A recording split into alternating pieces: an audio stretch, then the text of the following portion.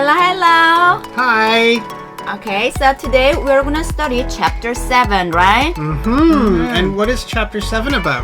Chapter 7, we need to analyze tables and statistics and find incorrect statement. Oh, fantastic. Statistics are so interesting. Some students, they found these kind of questions quite easy, but it takes time because you have to compare the graphs and then statements, And it's always a fascinating topic or subject. It is. So are you ready? I'm ready, and we have Okay. some helper students with us. Hello. And two. And choo. Okay then. Shall we start? Let's move on to exercise 1. Wonderful. Okay. So are you ready to read it? I am. Let's get our vocabulary in. Okay. The above graph shows how U.S. adults responded when asked if they believed in soulmates by age group in 2020. In all of the age groups, more than half the people surveyed responded that they believed in soulmates, with the 45 to 54 age group having the highest percentage of yes answers, and the 18 to 24 age group having the lowest.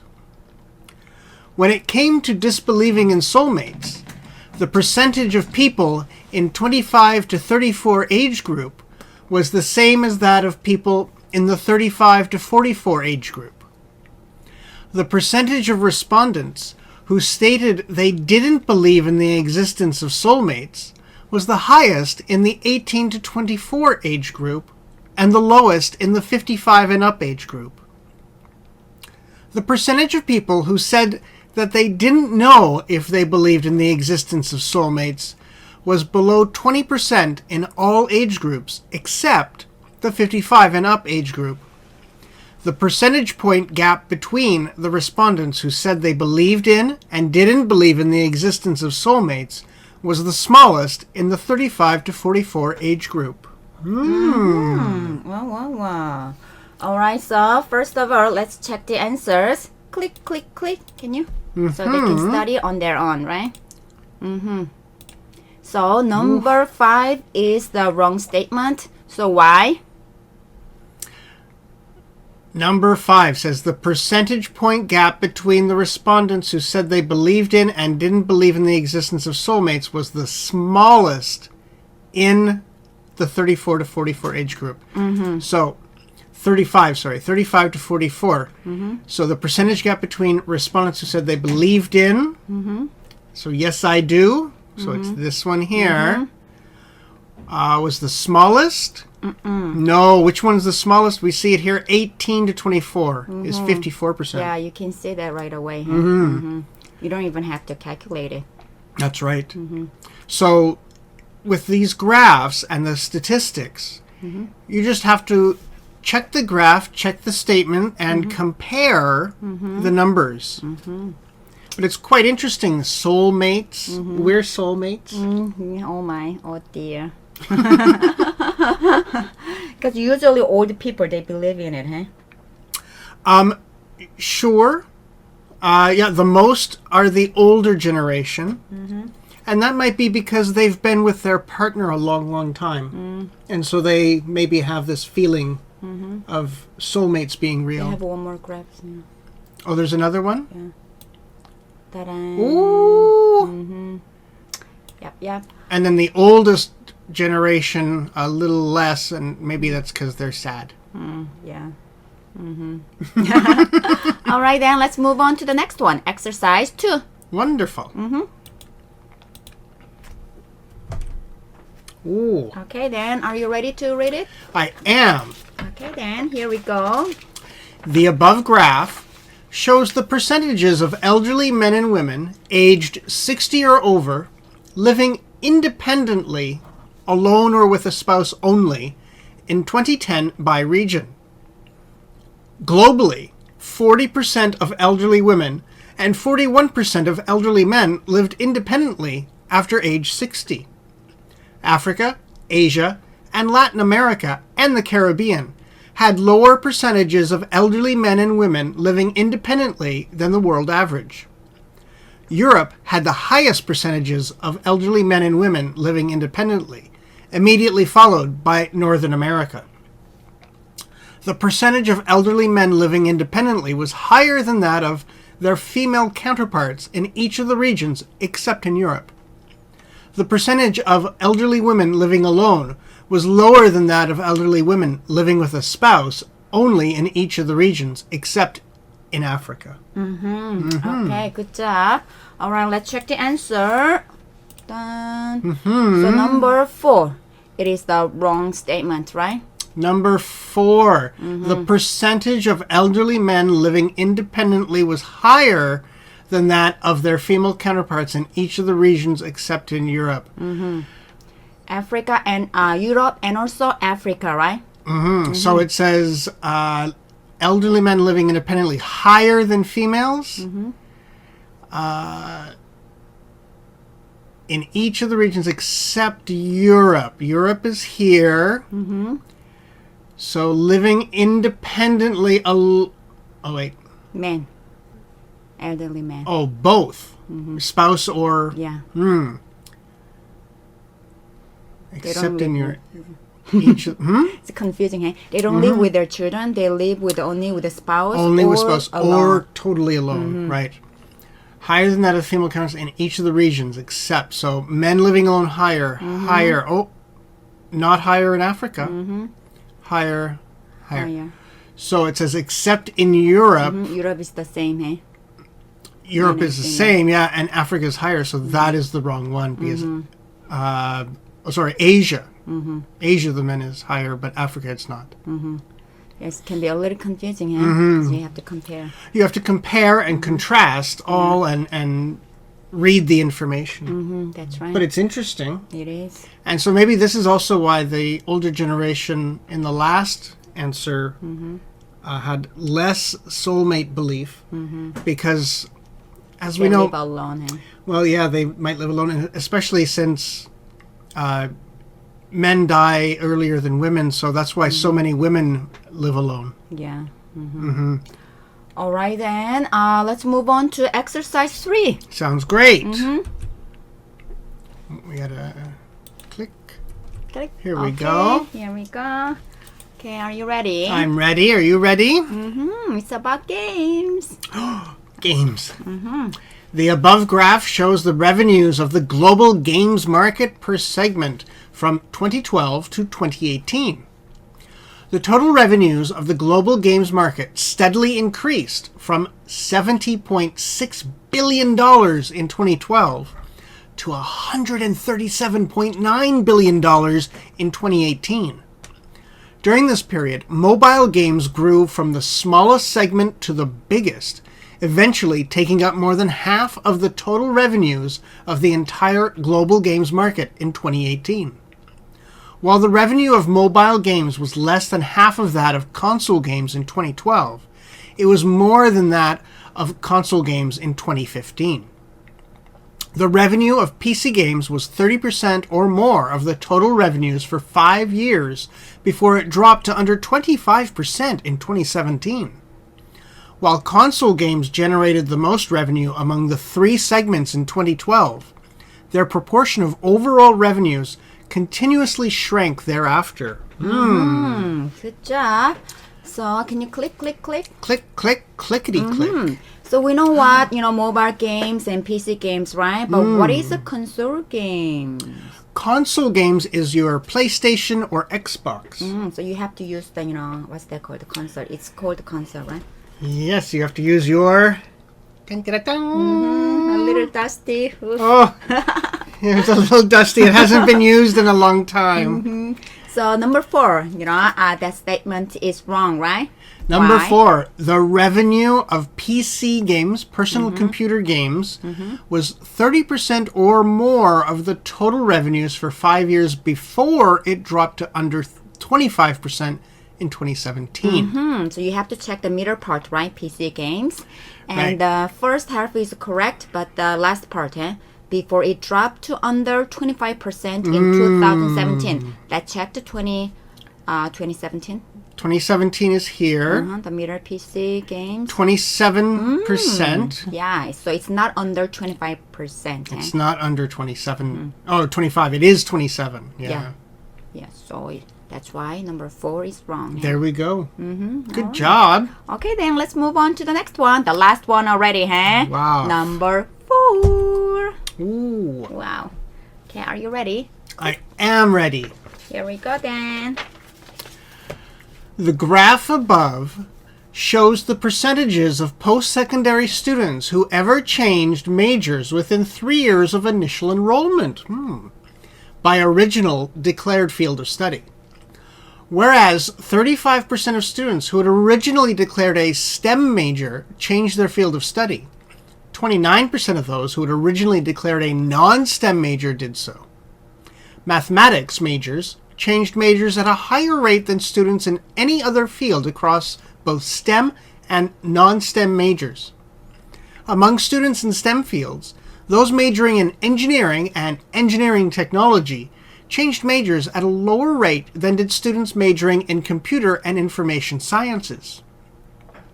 Among students in non-STEM fields, students who started out to study education were the likeliest of all to change their majors. 37% of those who initially declared education as their major ended up majoring in something else.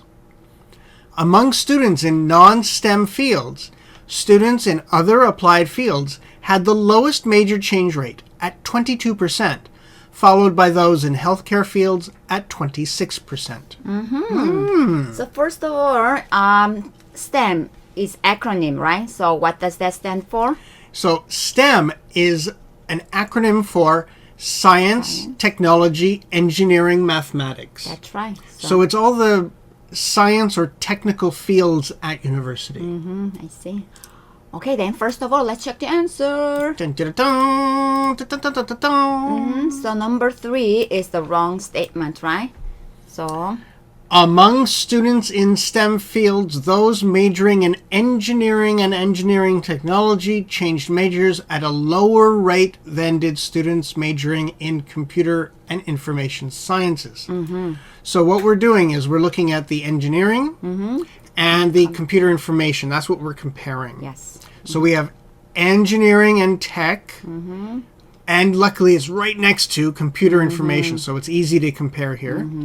And it says majoring in engineering tech changed at a lower rate. But did they? No, it's the higher. It's higher, 32 32. compared to 28. That's right.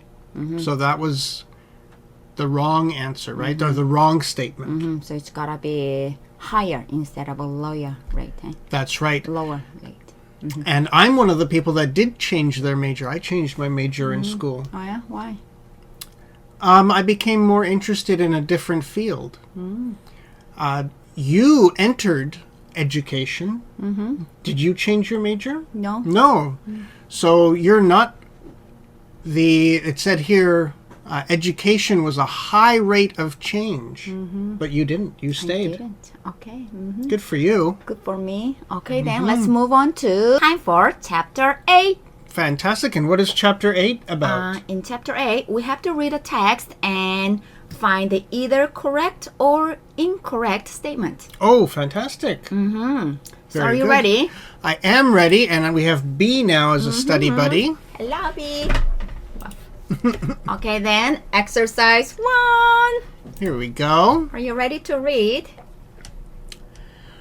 Noma Safari Camp is a tented camp in the remote northeast of Namibia, the ancestral land of the Johansa Bushmen, offering an intensive and authentic Bushman experience. The accommodation is comfortable and consists of 10 safari tents with bathrooms and hot water showers. In the morning, guests go hunting with the tribal hunters, looking for spring hare and porcupine, or foraging for veldt foods if there are no tracks. They will even learn how to make arrow poison and traditional hunting equipment. Afternoons can be spent watching the Johansa make their traditional crafts, such as ostrich eggshell jewelry, and playing traditional games. In the evenings, there are elephant or giraffe dances, which have been performed by healers to cure the sick and relieve tension within the community for thousands of years. The local community benefits economically from sharing their activities with the guests, and the camp provides them with medicines and transport to a clinic 90 kilometers away. Excellent. Okay, so first of all, let's check the answer. Here are the answers. And then we are going to take a look at each option, right? Sure. So the first one says, it is located in the central area of Namibia. Is this correct? Oh, no, because it says here, in the remote northeast of Namibia. So not central. Okay, now number 2. The tents have bathrooms, but no hot water showers. Oh, but it says they have bathrooms and hot water showers, so they do have them. Okay, so wrong again. Number 3, guests go hunting with the tribal hunters in the afternoon. Oh, but it says in the mornings guests go hunting. That's right, so it's wrong again. Number 4, elephant and giraffe dances have been recently performed by healers. Oh, recently? No, it's been for thousands of years, I think they said. That's for right. thousands of years. It's wrong again then. And number 5, the camp provides the local community with medicines and transport. Oh, it does do that, yeah. It provides medicine and transport to a clinic 90 kilometers away. So that's why the answer is number 5. Yes, and it benefits the tribe to have these guests. All right, then let's move on to exercise 2. That sounds great. Okay. Okay. There's so a are you ready? vocabulary. So, America Reads is a national service program that has established after the results of a number of research studies revealed that American students who cannot read well by the 4th grade have higher dropout rates and more difficulty achieving success in their lives. The goal of America Reads is to make certain that every child in the United States can read well by the end of the 3rd grade. America Reads trains volunteers as reading tutors. Volunteers can be parents, teachers, students, senior citizens, and other professionals. These volunteers help individual children and families, support classroom activities, and organize community reading initiatives. America Reads tutors can be involved in classrooms, after-school programs, Head Start programs, early childhood programs, and reading with children at home. In addition, America Reads supports non-direct service programs that support and benefit literacy activities, including book drives, coordinating parental involvement projects, and fixing up school libraries. Excellent. So we have to find the correct statement, okay? And we have it as number 3. Okay, so the first one says, it is a program to study how reading ability affects academic achievements. Oh, no, it's a program that helps people read and stop the dropout rate. I see. So this is a wrong statement. And number 2, the goal is to make certain that every child in the United States can read well by the end of the 4th grade. Oh, is it 4th? 3rd. So wrong again, eh? That's right. It's by the end of the 3rd grade. And number 3, it says American Reads trains volunteers as reading tutors. Yes, and it says that right here, tutors. America Reads trains volunteers as reading tutors. That's the correct answer. And number 4, it says America Reads tutors cannot be involved in after-school programs. They can. It says involved in classrooms, after-school programs, Head Start programs, early childhood programs, many things. So it's wrong again. The last one, it says American Reads does not support non-direct service programs. It supports non-direct service programs. It does do that. Yes. So number 5 is wrong again, right? That's right. So number 3 is the correct statement. That's right. Very, very good. Okay, all right then. Exercise 3. Very good. So, are you ready? I am ready. Here's our vocabulary. San Antonio YMCA Gymnastics Program. The San Antonio YMCA Gymnastics Program is an instructional program offered year-round, and classes start the first Monday and Thursday of each month. The program engages children in a wide variety of activities designed to promote physical growth.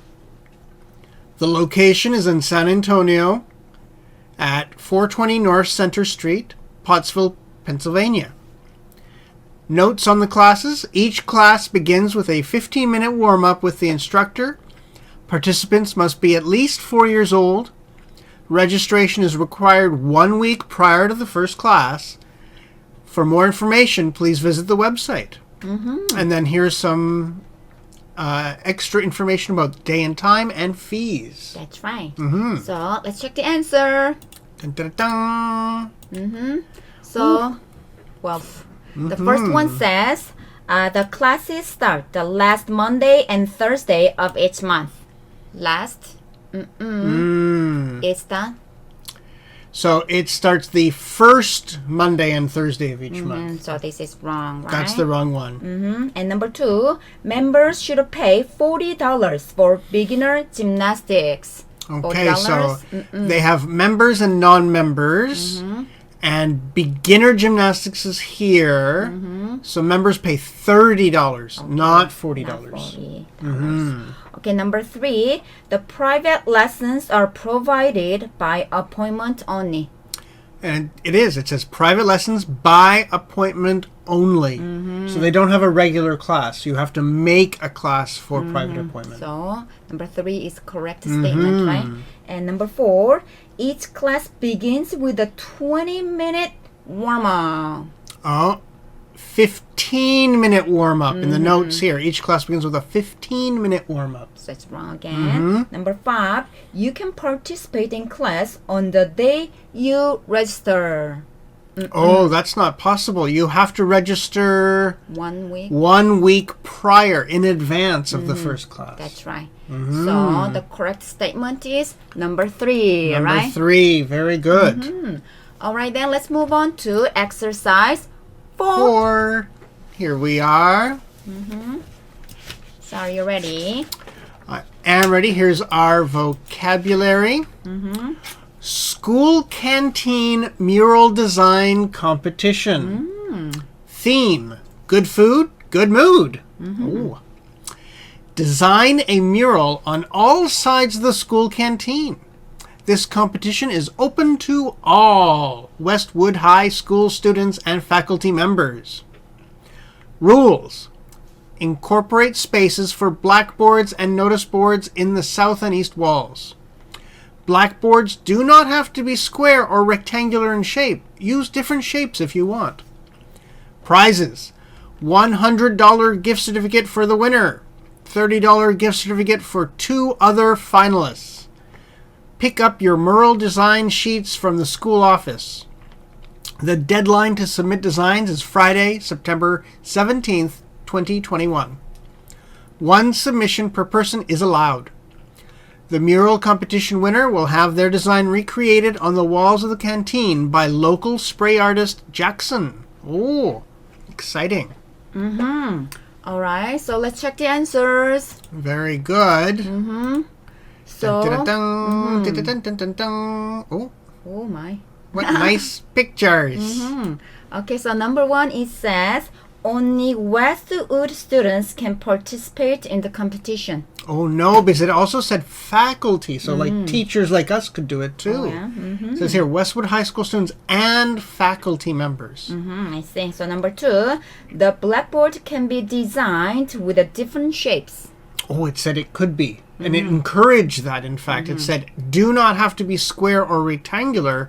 Use different shapes. So it can be designed in a different, with the different shapes, eh? That's right.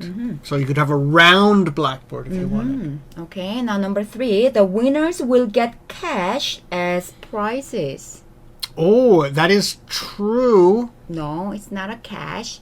Oh, it's a gift certificate. Yeah. Oh, tricky. That's right. It's not cash. Gift certificate. And number 4, 2 submissions per person is allowed. 2 submissions? Oh, no, it says 1 submission per person. That's right. Only 1. And number 5, the winner will paint his or her design on the walls of the canteen by himself or herself. Oh, no, they don't do the painting. It's a special artist, isn't it? Jackson. Yeah. So a special artist will take their design and paint it for them. Yeah, that's good, eh? Okay, so the correct statement is number 2. Number 2, yes. Very good. Time for exercise 5. Ooh. Okay. Okay, here we go. Save big with a museum membership. Choose a Providence Children's Museum membership that suits your family and enjoy unlimited admission and all the privileges of membership for an entire year. Family membership is $125. It gets you a year of unlimited admission for up to 4 people at Providence Children's Museum. $50 off birthday parties. 10% off museum merchandise. And invitations to exhibit openings, special events, and member-exclusive programs. Or a Family Plus membership for $175. It gives you a year of unlimited admission for up to 6 people at Providence Children's Museum. Includes all the great benefits of a family membership plus discounted admission to nearly 200 children's museums nationwide. For questions about memberships, contact us at member@provkidsmuseum.org or by telephone. Very good. Okay, so we have to find the correct statement. So let's take a look at each statement, okay? Ooh. Okay, so the number 1 says, members with a family membership will get 10% off birthday parties. Oh. Well, we don't know if it's 10%, but they get $50 off birthday $50, parties. right? So maybe that's 10%, but I don't think a birthday party is $500. Oh, no. Wow. Okay, so number 2, members with a family membership will be invited to member exclusive programs. Oh, yes. Yes, member exclusive programs. Yes, they will. So only members can go there, right? All right, so it's a different, membership, Family Plus membership, right? So number 3, if you have a Family Plus membership, up to 8 people can have a year of unlimited admission at the museum. But it says 6 people. 6 people, not 8. Not 8. And number 4, members with a Family Plus, members with a family membership can have a free admission to nearly 200 children's museum nationwide. That's with the Family Plus, not just the family. That's right. Sorry. Yeah, that's okay. No, that's exactly what the difference is. Yeah. So, but And not a free, right? discounted. So the statement says free admission. Family Plus. So it has to be discounted, not free. Okay, so that's why it's wrong. Yeah. And number 5, you can get more information about membership only by phone. Oh no, we have the website too. So that's wrong. Too. Wrong statement. Right? Very good. So only number 2 is the correct statement, right? That's right. Okay. Okay. Now let's move on to exercise 6. Okay. Here we go. Oh, are you ready? Yes. Okay, then here we go. Fennel, a member of the carrot family, was cultivated in Europe throughout ancient times and the Middle Ages. The fennel, whose stalk and seed were eaten by the Greeks and Romans, was the original wild form native to southern Europe and is known as bitter fennel.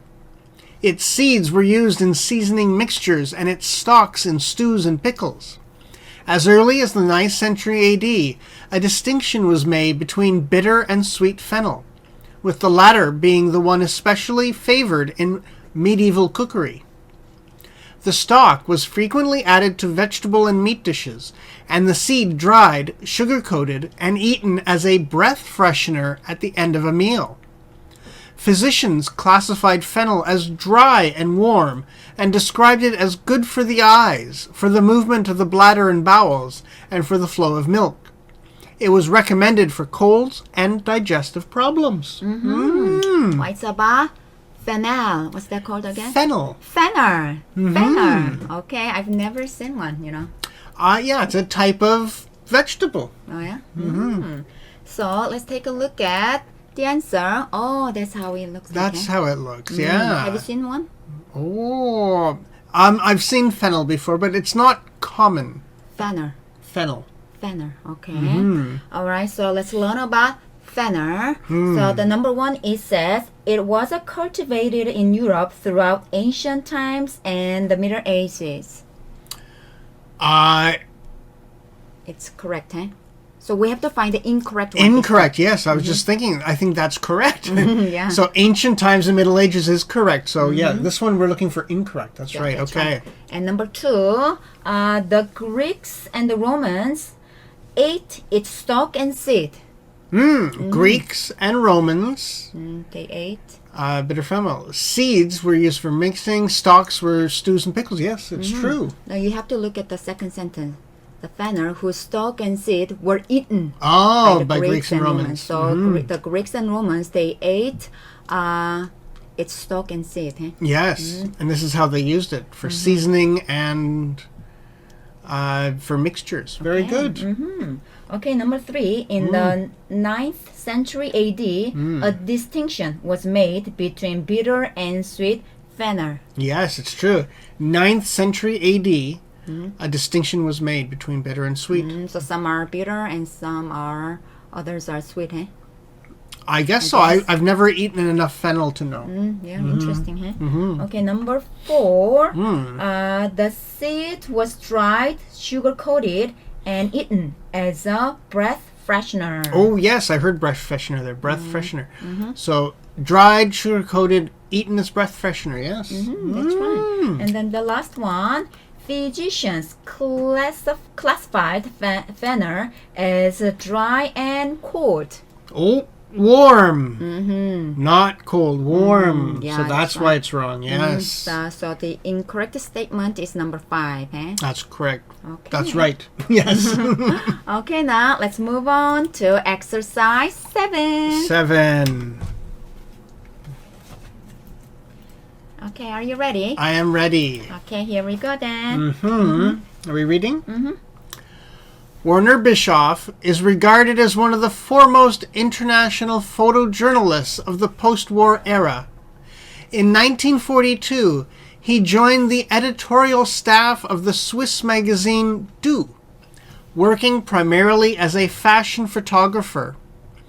In 1945, he traveled all over Europe to document the destruction left by war. He joined the Magnum Group in 1949. Although the change to photojournalism forced Bischoff to alter his work methods, he nonetheless retained his sensitivity for technical perfection. In 1951, he received an assignment from the American Life magazine to travel to the hunger-stricken areas of Bihar and to North and Central India. The resulting photographic essay, Famine in India, brought Bischoff his first international success. In later years, Bischoff traveled to places such as Japan, Hong Kong, Indochina, and Korea, where he was fascinated by children who, despite poverty and war, demonstrated remarkable resilience. One of Bischoff's best-known children's photographs is Boy Playing the Flute near Chuco, Peru. Bischoff made that photograph only a few days before his fatal accident in the Peruvian Andes. Okay. So this one is about Warner Bischoff. That's right, a photographer. Okay, let's check the answers. Okay, the first one, number 1. Again, we have to find the incorrect one. Right? Incorrect answer. Okay. So number 1, it says he is There he is. regarded. He is regarded as one of the foremost international photojournalists of post-war era. Oh, he is regarded as the foremost international photojournalist of the post-war era. It's true. And number 2, it says in 1945, he traveled all over Europe to document the destruction left by war. Oh, it says here, 1945, traveled all over Europe, document destruction left by war. True. And number 3, it says he refused an assignment In Bihar. to go to the Bihar. Let's see. Where is Bihar? The magazine asked him to go to the Bihar. Hunger-stricken areas of Bihar to north and central, resulting photographic essay. So he did do it. That's why he has the resulting photographing essay, That's right? right. And then number 4, during the trip to Asia, he was fascinated by children who, despite poverty and war, demonstrated remarkable resilience. And he was fascinated by children despite poverty and war. Very good. That's true. Yeah, I've seen some pictures of the Korean, children. So he took a lot of pictures, Oh, very good. And the last one, he took the picture of boy playing the flute near Cozumel, Peru, before his fatal accident in Peruvian Andes. It is true. And here's the photo. Boy playing flute. I think that's the most famous one, eh? It may be his best known children's photograph. And then he had a fatal accident. So that means he died, eh? He died. He died at the age of 38. Yeah, look how young he was. We have a picture there of Oh, him. yeah. Oh, poor guy. All right, so the incorrect statement was number 3. He did not refuse, right? He accepted. He accepted that and made photographs all over Asia. That's right. Time for exercise 8. Very good. Here's our vocabulary. So are you ready? I am ready, and we have Gray in front of us. And we have Stinky here too. Very good. Treehouse Academy Kids Night Out. Looking for a fun night out for your child? Sign them up for Treehouse Academy Kids Night Out. Children will enjoy supervised play on gymnastics equipment, trampolines, and tumble tracks. The evening will be filled with fun games, pizza, a movie, and more. Groups are welcome, so your child can bring their friends. Important details. For children aged 4 to 14 years old, select Saturday nights from 5:30 p.m. to 9 p.m. Each child must wear a shirt and shorts. No jewelry is allowed to be worn. Register online or by calling Treehouse Academy. Cost individual $45 per child. Group discount 2 or more $30 per child. So what kind of event is this? This sounds like a fun children's sort of sleepover nighttime event. So we have to find the incorrect statement, okay? So let's take a look at answer. Dun, dun, dun, dun. Wow. Kids Night Out. Wow. Okay, so number 1, it says you can enjoy games, pizza, and more. Actually, it says you can enjoy games, pizza, and movies. Yes, you can. Fun games, pizza, movies, and more. And number 2, it is for children aged 4 and 14 years old. 4 to 14 years old. It is true. Right here. Okay. Important details. Okay, and also it says Oh, it takes place on Saturday nights. Select Saturday nights. Yes. Okay. So number 4, no jewelry is allowed to be worn. That is true. I remember reading it. No jewelry right here. No jewelry is allowed to be worn. Great. Don't turn off our computer again. And number 5, it says for groups of more than 2, it costs $45 per child. Oh no, the discount is, if groups are 2 or more, it's $30 per child. Not $45, right? So number 5 is a wrong statement. That's right. Hello, Gray, Gray. do you need to get down, Gray? There you go, buddy. There you go. Gray is quite old, so he needs... There he goes. Okay, so now time for exercise 9. Very good. Okay. Ooh, a high school event. So are you ready? I'm ready. Okay, then here we go. The Evans High School 2021 Reading Challenge encourages students to find a love of reading for leisure and pleasure and enables them to experience quality literature. It is not a competition but a challenge for each student to read more, and to read more widely. The reading challenge starts on Monday, March 1st, and ends on Friday, August 27th. It is open to students of grades 8 to 10. Students must read a total of 20 books, minimum 15 books from the Reading Challenge book list, and maximum 5 books of personal choice. Books that are on the Reading Challenge book list have been labeled with stickers to help students identify them. Please visit our website or see Miss Duncan in the library for assistance to sign up. Good, good. What kind of event is this? It's a reading challenge. All right, let's check the answer. The number 1, it says it enables students to experience quality literature. Oh, that is true. It says experience quality literature right here. Good. So we have to find the incorrect statement again. That's right. So number 2, it says it starts on March 1st and ends on August 27th. True. It starts here. It says reading challenge starts Monday, March 1st, ends Friday, August 27th. And number 3, it says students of grades 8 to 10 can participate. Oh, that is true. Students grades 8 to 10. And then number 4, it says they have to read minimum 20 books from the Reading Challenge book list. Oh, Not 20 books. so that's a tough one. It says 20 books here, but the minimum 15 books from Reading Challenge book list. It's the total of 20 books. That's right. Okay, number 5, you can get assistance from Ms. Duncan in the library when you sign up. That's true. She must be the librarian. Okay, so number 4 is the wrong statement, right? That's correct, yes. Okay, now let's move on to the last one. Exercise 10. Wow.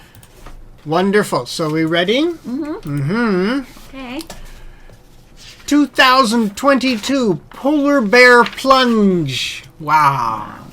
Show your bravery by walking, running, or crawling into the freezing winter waters.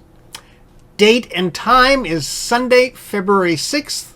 The first plunge is at 10 a.m.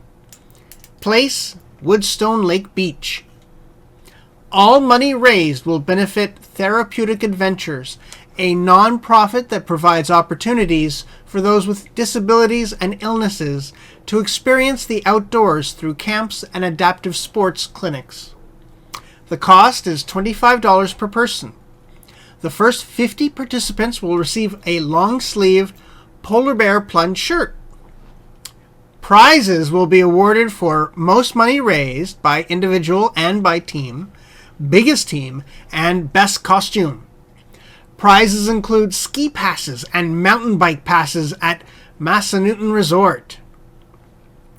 Registration. Minimum age to participate is 10 years old. Plunge participants may register as individuals or as a team. Teams must have a minimum of 3 participants. No team registrations will be taken on the day of the plunge. Register online at massresort.com. What kind of event is this? This is a polar bear plunge, so going into freezing winter waters. Yeah. All right, so let's take a look at its statement. Number 1, it says all the money raised will be donated to a non-profit charity. Oh, I think that's true. It says all money raised will benefit Therapeutic Adventures, a non-profit. Yes. Okay, so number 1 is correct statement. Number 2, the first 50 participants will receive a long-sleeved shirt. Oh, here's our shirt. So it's first 50 participants. True. That's true. And number 3, prizes will be awarded for the biggest team. Oh, biggest team right there. Prizes. True. Yeah. And number 4, there is a minimum age to participate. Oh, that's true. It is, where is At it? least you have to be 10 years 10 old. years old, yes. So, because it's freezing cold water, so you have to be safe. Yeah. And the last one is teams of 3 participants can register on the day of the plunge. No, no team registrations will be taken on the day of the plunge. So number 5 is the wrong statement, right? That's r- So that's why the answer. Yes, number 5 is the incorrect statement. That's right. Good. All right, that's all for today then. That's all for today. Okay, you did a great job. Oh, so did you, and so did the cats. Stinky. Ba-doop, ba-doop. Okay, now we will see you in chapter 9, right? Wow. Wow. See you soon. Bye-bye. Bye-bye.